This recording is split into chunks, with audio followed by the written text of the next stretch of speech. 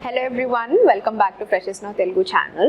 Present ఉన్న సినారియోలో MNC కంపెనీస్లో కనుక జాబ్ వస్తే is equal to government job వచ్చిన ఫీల్డ్లో ఉంటున్నాము. సో ఇలాంటి పర్స్పెక్టివ్స్లో మనం ఎన్నో కంపెనీస్కి అప్లై చేస్తూ ఉంటారు అండ్ ఫర్ ద సెలెక్షన్ ప్రాసెస్లో ఎన్నో స్టెప్స్ లైక్ రిటర్న్ ఎగ్జామినేషన్ ఈ రౌండ్ ఆ రౌండ్ అన్ని క్లియర్ చేస్తూ ఉంటారు. కానీ ఫైనల్గా ఇంటర్వ్యూ రౌండ్ అనేది క్లియర్ చేసి ఆఫర్ లెటర్ అనేది చేతికి వస్తుందా?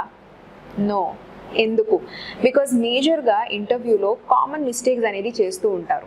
సో ఇవాళ మనం ఈ వీడియోలో ఎస్పెషల్లీ టార్గెట్ చేసేది టీసీఎస్ ఇంటర్వ్యూలో చేసే మిస్టేక్స్.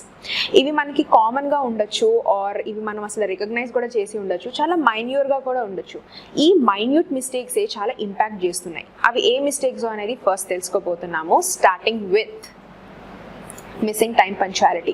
సో ఈ బేసిక్గా ఉండే ఈ కామన్ మిస్టేక్స్ నుంచి మనం ఇన్ డెప్త్లో అసలు మెయిన్ పాయింట్స్ ఏముంటాయి, ఇవి మనకి ఇంత ఇంపాక్ట్ చేస్తాయా అనేది కూడా మీరు తెలుసుకోబోతున్నారు. సమ్ కామన్ రెగ్యులర్గా నార్మల్గా ఏ ఇంటర్వ్యూలో చేసే మిస్టేక్స్ అనేది ఫస్ట్ కొన్ని పాయింట్స్లో తెలుసుకోబోతున్నాము.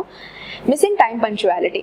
మిస్సింగ్ టైం పంక్చువాలిటీ అంటే మీకు అసలు ఆల్రెడీ మీ ఇంటర్వ్యూ వెన్యూ అనేది ఆల్రెడీ షెడ్యూల్ చేస్తారు. సో అలాంటప్పుడు మీరు అట్లీస్ట్ హాఫ్ అన్ అవర్ ముందు అన్నా కానీ వెళ్ళాలి కదా. సో ఇది మాత్రం మీరు ఖచ్చితంగా చూసుకోండి అండ్ ఆల్సో ముందుగానే ప్రిపేర్ అవి ఉండండి.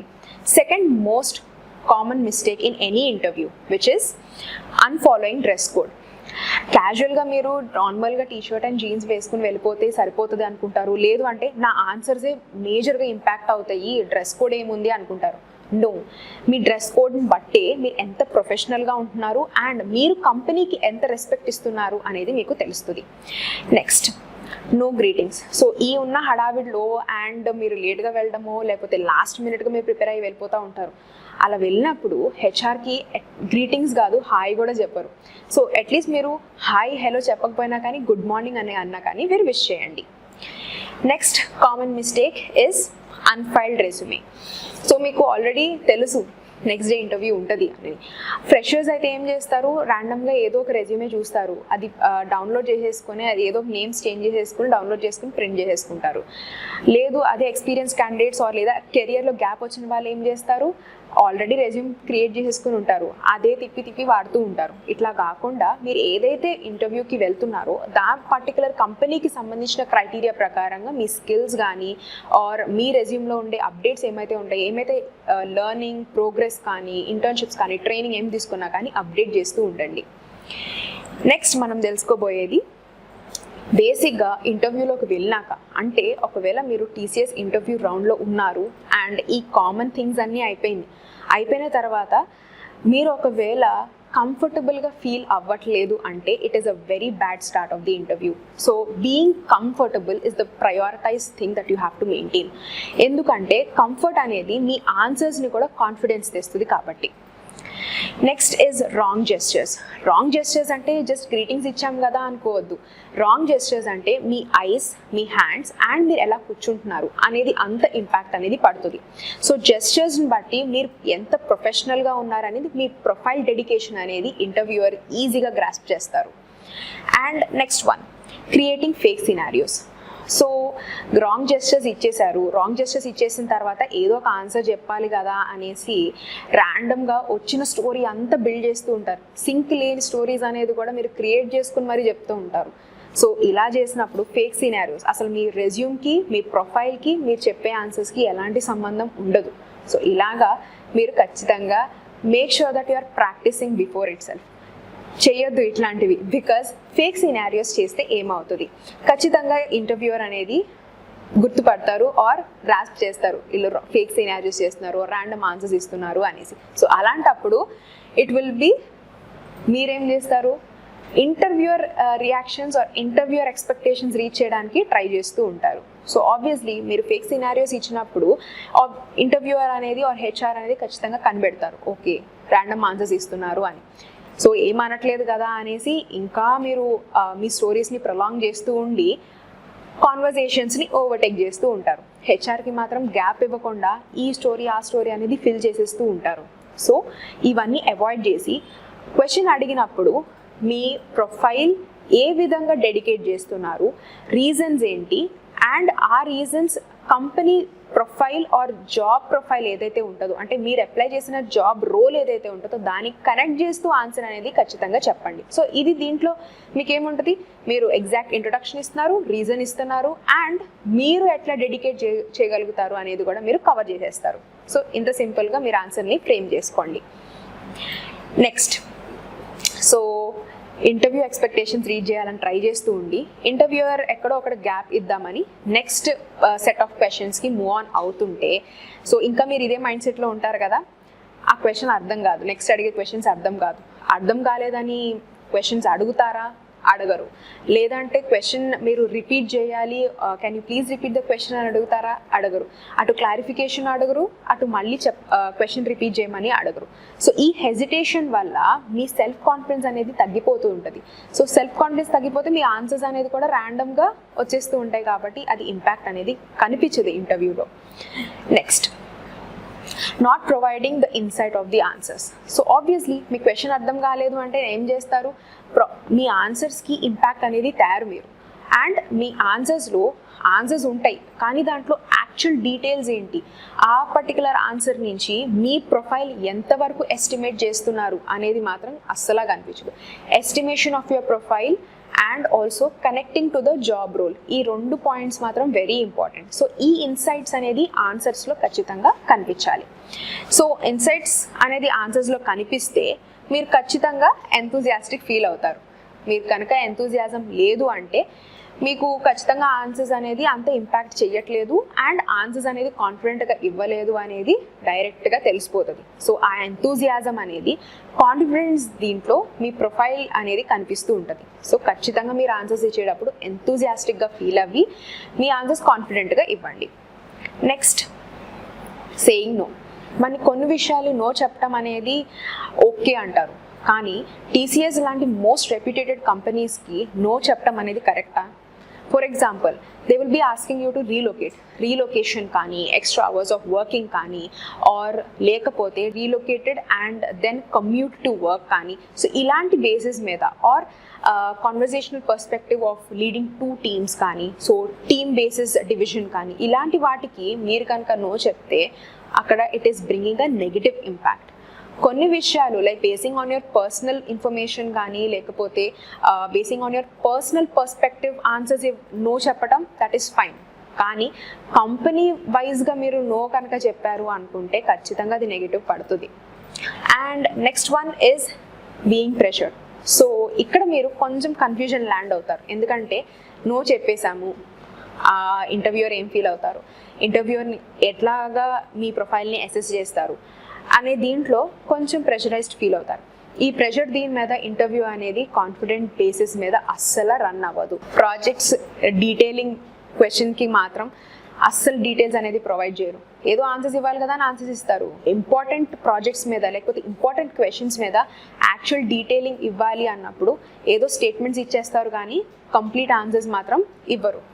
So this will lead to the next point, that is failing to give differences.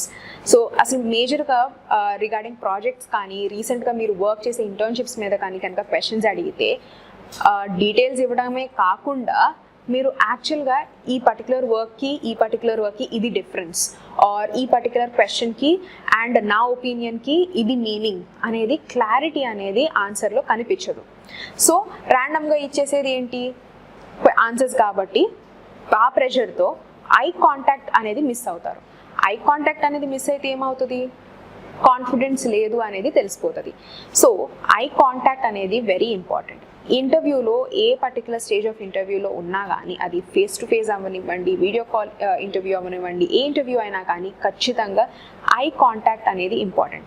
I contact ద్వారా మీరు not just confidence but you're showcasing that you are good with your answers. So me answers అనేది మీకు ఎంతవరకు తెలుసు, like మీకు ఇంతవరకే knowledge ఉంది, ఇంతవరకే మేము చెప్పగలం అంటే అంతవరకే మీరు కాన్ఫిడెన్స్గా మీరు పోర్ట్రే చేస్తున్నారు, అండ్ అంతవరకే you are strong in that field అనేది పోర్ట్రే చేస్తుంది. సో ఐ కాంటాక్ట్ మెయింటైన్ చేయడం మర్చిపోవద్దు. అండ్ ఆల్సో ఈ ఐ కాంటాక్ట్ బేస్ చేస్తే ర్యాండమ్ స్టేట్మెంట్స్ నుంచి కాన్వర్జేషన్కి మీరు షిఫ్ట్ చేయగలుగుతారు. సో జస్ట్ క్వశ్చన్ అడిగారు ఆన్సర్ చెప్పాలి అని కాదు, ఈ పర్టికులర్ ఇంటర్వ్యూ అనేది ఎప్పుడు క్వశ్చన్ అండ్ ఆన్సర్ రౌండ్ కాదు. ఇంటర్వ్యూ అనేది it's a conversation. So 2 people మధ్య జరిగే professional conversation is interview. So ఈ పర్టికులర్ స్టేజ్లో ఆర్ ఏ పర్టికులర్ క్వశ్చన్ అడిగినా కానీ అది కాన్వర్జేషన్ బేస్డ్గా మీరు డెవలప్ చేయాలి. ఆ రెస్పాన్సిబిలిటీ అనేది మీది. సో నెక్స్ట్ ఇంటర్వ్యూవర్కి ఆబ్వియస్లీ అర్థమైపోతుంది that the profile are the candidate అనే వాళ్ళు ఖచ్చితంగా ఏ స్టేజ్లో ఉన్నా కానీ టేకప్ చేయగలరు. ఆ టేకింగ్ అప్ రెస్పాన్సిబిలిటీ అనేది క్యాండిడేట్లో ఉంది అనేది ఈ పర్టికులర్ పాయింట్ నుంచి వెరీ క్లియర్గా తెలుస్తుంది. నెక్స్ట్, సో క్లియర్గా ఆన్సర్స్ చెప్పేస్తారు. కాన్వర్జేషన్ బిల్డ్ చేస్తూ ఉంటే ఎలాంటి కవరింగ్ అప్ అనేది ఇవ్వరు. మీరు జస్ట్ క్వశ్చన్ అండ్ ఆన్సర్స్ అనే రౌండ్ అనుకుని మాత్రం ఓన్లీ స్టేట్మెంట్స్ కనుక ఇస్తే ఏదో ఒకటి ఫిల్ చేయాలి కదా, ఏదో ఒక ఆన్సర్ అనేది ఎక్స్టెండ్ చేయాలి కదా అనేసి ర్యాండమ్గా పాయింట్స్ అనేది కవరప్ చేస్తూ ఉంటారు. సో కవరప్ చేసే దాంట్లో మీరు ఎక్స్ట్రా పర్సనల్ ఇన్ఫర్మేషన్ ఇచ్చేస్తూ ఉంటారు. That is very wrong. So adding up too much personal information is not good in any interview. So especially మీరు రెప్యూటెడ్ ఆర్గనైజేషన్స్ లైక్ టీసీఎస్కి ఇంటర్వ్యూ కనుక వెళ్తే పర్సనల్ ఇన్ఫర్మేషన్, హాబీస్ ఆర్ మీరు ఏమైతే పర్సనల్గా ఇంట్రెస్ట్ అవుతూ ఉంటారో డైలీ యాక్టివిటీస్ ఇవి అన్నీ కట్ డౌన్ చేసేసేయాలి. కట్ డౌన్ చేసేసి మీరు ర్యాండమ్ థింగ్స్తో కవరప్ చేయకుండా మీరు ఎంతవరకు డెడికేషన్ చేస్తున్నారు, మీరు మీ ప్రొఫైల్ని ఆర్ మీ జాబ్ రోల్ని ఎంతవరకు మీరు ఎక్స్టెంట్కి తీసుకెళ్ళగలరు, ఆ బేసిస్ మీద ఆన్సర్స్ ఇస్తే కవరింగ్ అప్ అనేది అస్సలు ఉండదు. It will be actually showcasing truth. And next one is, so ఈ ట్రూత్ చెప్తే ఆబ్వియస్లీ ఏం పెరుగుతుంది, మనకి కాన్ఫిడెన్స్ పెరుగుతుంది. సెల్ఫ్ కాన్ఫిడెన్స్ అనేది ఇంక్రీజ్ కనుక అయితే మీరు ఆబ్వియస్లీ నిజం చెప్తారు అండ్ ఫేక్ ప్రామిసెస్ అస్సలు ఇవ్వరు. So I will be doing this, I can do that అనేసి ర్యాండమ్ స్టేట్మెంట్స్ అనేది ఇవ్వరు. ఇన్స్టెడ్ ఆఫ్ దాట్ మీరు ఇంతవరకు చేయగలం, this is the level of proficiency that I mean, or intermediate level వరకే ఈ పర్టికులర్ సెక్టార్లో నేను ఉన్నాను, ఆర్ ఈ పర్టికులర్ లాంగ్వేజ్ స్కిల్స్లో I'm at the basic level and or I'm going under this particular internship. ఏది చెప్పినా కానీ లెవెల్ ఆఫ్ ప్రొఫిషియన్సీ ప్రకారంగా చెప్తే మీ కాన్ఫిడెన్స్ అనేది ఆర్ సెల్ఫ్ కాన్ఫిడెన్స్ అనేది క్లియర్గా ట్రూత్ఫుల్గా చెప్పినట్టు ఉంటుంది. And last but not the least, any questions for us? ఈ క్వశ్చన్ అడిగినప్పుడు కొంతమంది లెగ్స్ వెళ్ళిపోతూ ఉంటారు, లేదా కొంతమంది స్మైల్ ఇచ్చి కామ్గా కూర్చుంటారు, కొంతమంది అసలు ఏమీ మాట్లాడరు, రియాక్షన్ కూడా ఉండదు.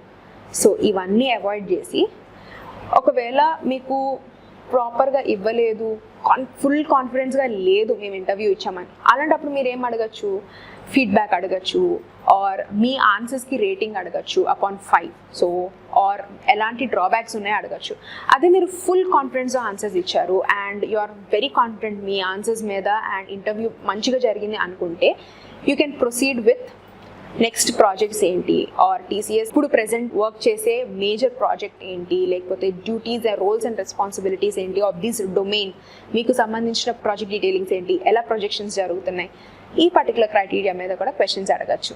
సో నెక్స్ట్ టైం నుంచి కామ్గా కూర్చోడం కాకుండా, స్మైల్ ఇవ్వడం కాకుండా, ఆర్ జస్ట్ లైక్ దట్ ఏదో క్వశ్చన్స్ అడగాలి కదా అనేసి జనరల్ బేస్డ్ క్వశ్చన్స్ అడగకుండా, పర్సనలైజ్డ్ ఇన్ఫర్మేషన్ అడగకుండా ప్రొఫెషనల్గా ఇలాంటి క్వశ్చన్స్ అడగడానికి ట్రై చేయండి.